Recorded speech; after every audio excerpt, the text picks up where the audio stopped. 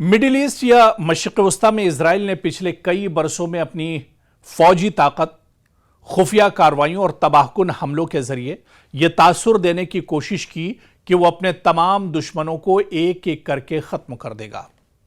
गजा में हमास के खात्मे का नारा लगाया गया, लबनान में हिजबुल्लाह को सबक सिखाने की बात हुई और ईरान को बारहा खुले और खुफिया हमलों से झुकाने की कोशिश की गई। लेकिन आज अगर जरा शोर से हटकर ठंडे दिल से देखा जाए तो सवाल वही खड़ा है कि इजराइल ने इतनी जंगों के बाद वाकई में हासिल क्या किया है। यह सवाल बहुत अहम है। जाहिर है गजा मलबे का ढेर बना, हजारों घर बर्बाद हुए, लाखों इंसान बेघर हुए, औरतें और बच्चे खाक और खून में नहला दिए गए, मगर जिस हमास को खत्म करने का दावा था वो किस्सा अभी खत्म नहीं हुआ। यूं लगता है कि जैसे इजराइल ऊंची दुकान फीके पकवान वाली पॉलिसी लेकर मैदान में उतरा था। दावे आसमान पर, नतीजा जमीन के नीचे। गजा में ऐसी तबाही मचाई गई कि दुनिया के जमीर पर सवाल उठ गए, मगर सियासी और अस्करी हदफ अब भी अधूरा है। अगर एक पूरी पट्टी को खंडर बना देने के बाद भी दुश्मन अपनी जगह मौजूद हो तो फिर सवाल हमले की शिद्दत पर नहीं, हिकमत अमली की नाकामी पर उठता है। गजा की जंग ने इजराइल को वक्ती तौर पर ताकतवर जरूर दिखाया, मगर साथ ही उसकी अखलाकी और सिफारती साख को गहरा नुकसान भी पहुंचा। आज दुनिया भर की यूनिवर्सिटियों, सड़कों, पार्लिमान और आलमी फोरम्स पर इजराइल के खिलाफ वो आवाजें उठ रही हैं जो पहले इस शिद्दत से सुनाई नहीं देती थी। गोया इजराइल ने हमास को खत्म करने के नाम पर ऐसा कदम उठाया कि खाया पिया कुछ नहीं, गिलास तोड़ा 12 ने। ना हमास का मुकम्मल खात्मा हुआ, ना खित्ता पुरअमन हुआ, अलबत्ता इजराइल के हाथों पर मासूमों के खून के धब्बे और ज्यादा नुमाया हो गए। लबनान का मामला भी कुछ मुख्तलिफ नहीं है। हिजबुल्लाह के खिलाफ इजराइल ने बरसों से सख्त लबो लहजा अख्तियार कर रखा है। 12 हमले हुए, धमकियां दी गई, सरहदी जो कशीदगी है वो एक तरह से बढ़ी, लेकिन हिजबुल्लाह न सिर्फ बाकी है बल्कि इजराइल के लिए अब भी एक मुस्तकिल दर्द-ए-सर बना हुआ है। यहां भी इजराइल की कैफियत कुछ ऐसी ही महसूस होती है कि खोदा पहाड़ निकला चूहा। इतनी धमक, इतना बारूद, इतनी सफबंदी, मगर नतीजा यह है कि हिजबुल्लाह आज भी इजराइल के हिसाबो किताब को बिगाड़ने की सलाहियत रखता है। यानी इजराइल ने जंगी शोर तो बहुत मचाया, मगर मुखालिफ कुव्वत को फैसलाकुन तौर पर खत्म करने में कामयाबी उसे नहीं मिली। फिर ईरान का महाज है। इजराइल की हिकमत अमली में ईरान एक मरकजी दुश्मन के तौर पर हमेशा मौजूद रहा है। कभी साइंसदानों के कत्ल, कभी तंसीबात पर हमले, कभी प्रॉक्सी महाजों और कभी बराह रास्त धमकियों के जरिए ईरान को कमजोर करने की कोशिश की गई। लेकिन अगर नतीजा यह हो कि ईरान न सिर्फ बाकी रहे बल्कि खित्ते में अपना असर भी बरकरार रखे तो फिर इजराइल की हिकमत अमली पर सवाल उठना फितरी है। ईरान को सफ़ाए हस्ती से मिटाने या उसके असर को खत्म करने की ख्वाहिश अपनी जगह, मगर हकीकत यह है कि मशरिक़ वस्ता के सियासी नक्शे पर ईरान आज भी एक अहम, मौसर और मज़ाहिम किरदार के तौर पर एक तरह से मौजूद है।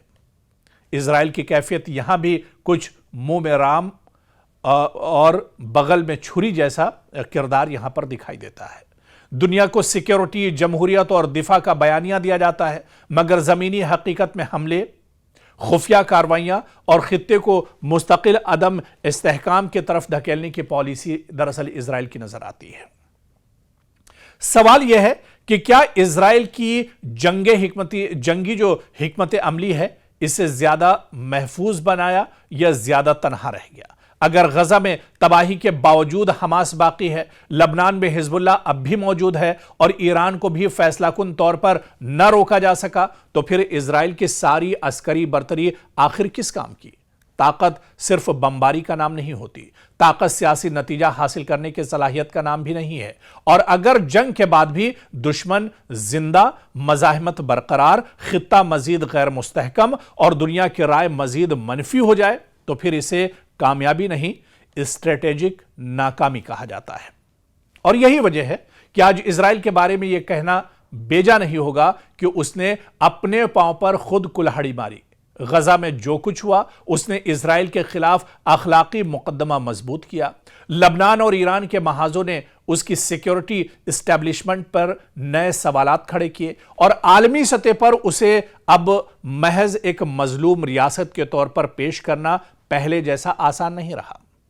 जंगों ने इजराइल को वक्ती अस्करी फायदा शायद दिया हो, मगर साथ ही उसे सिफारती तन्हाई, अखलाकी दबाव, आलमी तनकीद और खित्ते में बढ़ती मज़ाहमत के ऐसे दायरे में भी धकेल दिया है जिससे निकलना आसान नहीं होगा। गजा की तबाही ने यह भी साबित किया कि जदीद तरीन हथियार हमेशा सियासी फतेह की जमानत नहीं बनते। एक तरफ इजराइल के पास दुनिया की ताकतवर तरीन फौजी मशीनरी है, दूसरी तरफ उसके सामने ऐसी मज़ाहमती कुव्वतें हैं जिन्हें सिर्फ फजाई हमलों और जमीनी कार्रवाइयों से खत्म नहीं किया जा सका। यही वजह है कि आज इजराइल की पूरी पॉलिसी पर यह तंजिया सवाल उठता है कि जंग जीत कर भी क्या हार गए, क्योंकि अगर आपके हमलों के बाद भी आपका दुश्मन मौजूद हो, आपकी साख गिर जाए, आपके खिलाफ आलमी नफरत बढ़ जाए और खित्ते में आग मजीद फैल जाए, तो फिर फतेह के दावे खोखले महसूस होने लगते हैं।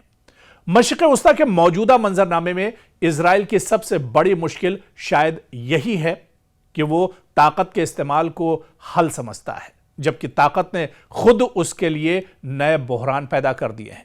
गजा में इंसानी अलमिया, लबनान में मुसलसल तनाव, ईरान के साथ खतरनाक कशमकश और दुनिया भर में इजराइल के खिलाफ बढ़ता गुस्सा, ये सब मिलकर एक ऐसी तस्वीर बनाते हैं जिसमें इजराइल बज़ाहिर ताकतवर जरूर है मगर मुतमईन नहीं, हमलावर जरूर है मगर महफूज नहीं, और सरगर्म जरूर है मगर अपने बड़े मकासद हासिल करने में कामयाब नजर नहीं आता। और फिर आप देखिए कि आखिर में सवाल फिर वही है कि इजराइल आज आखिर कहां खड़ा है।